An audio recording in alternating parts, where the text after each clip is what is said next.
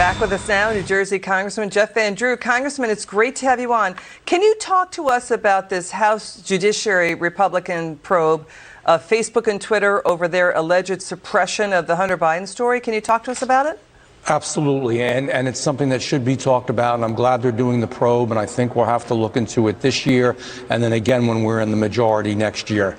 Let's understand something. In order to understand this, we just need to talk about President Trump a tiny bit. He was accused of Russian collusion, which was absolutely untrue, and of course the media pushed it out there, and Twitter pushed it out there, and Facebook, the major stations pushed it out there other than your station. And what do we find out? Finally, we get the Durham report. Finally, we see some of the Mueller results. He didn't do anything. It was all a hoax. It was fabricated. Now, just the reverse is happening with this. They have a laptop that has critical information on it. I believe that we're going to find that this shows the entire Biden family was involved with the Chinese Communist Party and their energy producers, and actually made money for themselves, and actually hurts this country, diminished the country. And this is a real hard thing to tolerate. This is a real knife in the heart of the integrity of America. And you know what? One quick thing. Watergate was a child's game compared to what this is. White House strategy on this grand jury probe, the DOJ probe in Hunter Biden. It seems like it's about lying and deflecting and redirecting. The White House communications director also, then candidate Biden during the campaign, said, you know, what Hunter is doing is, quote, ethical. We've got a Justice Department probe into Hunter Biden heating up tax violations, potentially broke the law there, and also not registering as a foreign lobbyist, also potential money laundering. Let's watch what went down. Watch this. During the last presidential debate, then Vice President Biden was asked if there was anything inappropriate or unethical about his son's relationships, business dealings in China and or Ukraine.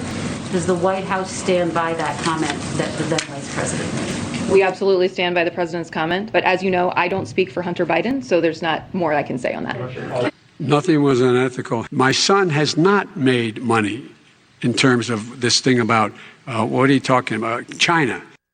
$4.8 million at least came out of China into Hunter Biden's accounts. If it's all ethical, why is Hunter and the Biden family burying millions of dollars in cash flows from China, Russia, Ukraine, and more in off-balance sheet shell companies? I mean, selling access to political power is corrupt. It is corrupt to the core. It is something that is going to really come out more and more. And let me tell you, it is something, as I said before, that not only hurts our country, but, you know, I've often said on your show that we have a weak and feckless president and that he is not capable of the job. I now think that we literally have one of the most corrupt presidents ever. My God, tell the truth once in a while. He says something different every day about everything. I guess half the time he doesn't remember. But this he remembers, this he knows, because they have money in their bank accounts from it. And we have to find out what's happening. And Congressman, the president keeps saying he knows nothing about Hunter's business dealings, but then Biden claims that there's nothing unethical about it. So which is it? The thing that's really jumping out is the legal representation by Hunter Biden of Patrick Ho, the CEFC former official convicted of bribing Chad and Ugandan African officials for oil permits. Patrick Ho was also selling ways to get around the sanctions on Iran for Iran's oil. It's a bad character, and he has them because he's also a smart character, and he's going to do everything he can to get out of this. But I hope at least finally that besides you, the media will come out and really start discussing this more. You know, it was broken by the New York Post, and then finally other, the Washington Post, and now even CNN.